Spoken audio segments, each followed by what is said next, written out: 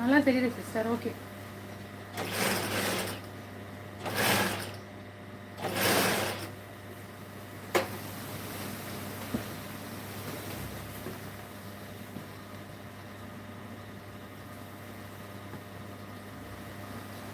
நம்ம எதுவும் பண்ண வேண்டாம். பீஸ் எடுத்து அப்படியே வச்சு அடிக்கிறோம்.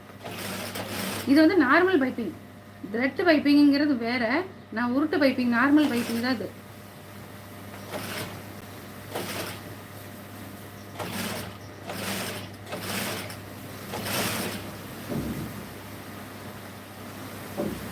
எப்படி இருக்கீங்க? நல்லா இருக்கீங்களா? சாப்பிட்டாச்சா? நாங்கள் சாப்பிட்டுட்டோம். நீங்கள் சாப்பிட்டீங்களா? சத்யா எப்படி இருக்கீங்க?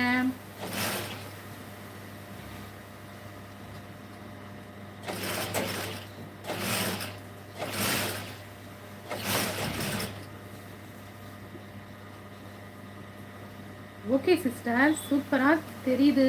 ஓகே பாருங்க, நான் பைப்பிங்கை மட்டும் ரொம்ப ஈஸி தான். இது அவ்வளோ ரிஸ்க்கெல்லாம் கிடையாது. எப்பயும் கூட நம்ம வச்சு அடிக்கிறோம். என்னன்னு கேட்டிங்கன்னா, ரொம்ப தள்ளி அடிச்சிடக்கூடாது. கரெக்டான இடைவெளி, குதிரை எடைனா குதிரை எடை கரெக்டாக வச்சு ஃபுல்லாக நம்ம ஓட்டிக்கிறோம்.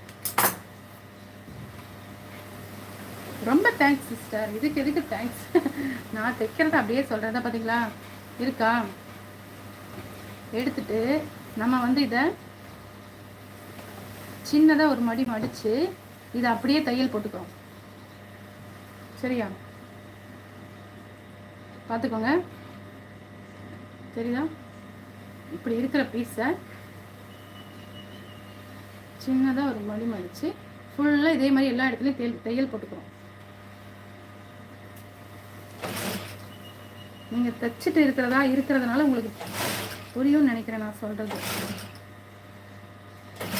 அந்த ஓரத்தை ஃபஸ்ட்டு ஓரத்தை நம்ம வச்சு அடிச்சிட்டோம் ப்ளவுஸு மேலே. ரெண்டாவது ஓரத்தை கொஞ்சமாக மடித்து எல்லா பக்கமும் அதே மாதிரி அடிச்சுட்டே வரோம்.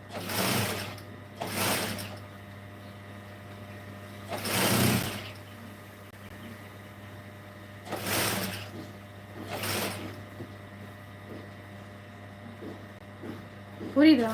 புரியுதா? ஓகே.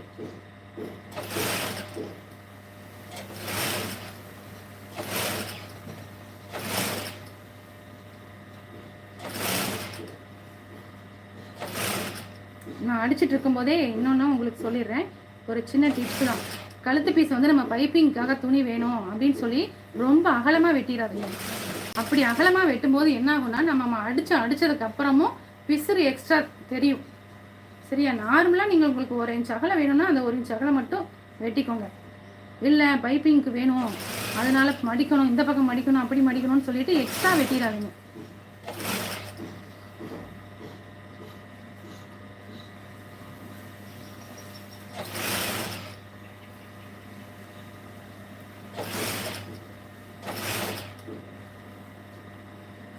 நார்மல் பீஸை விட கொஞ்சம் அகலம் இருந்தால் போதும். கொஞ்சம் மட்டும்தான், ஒரு 1/4 இன்ச்சு அதே அதிகம்தான்.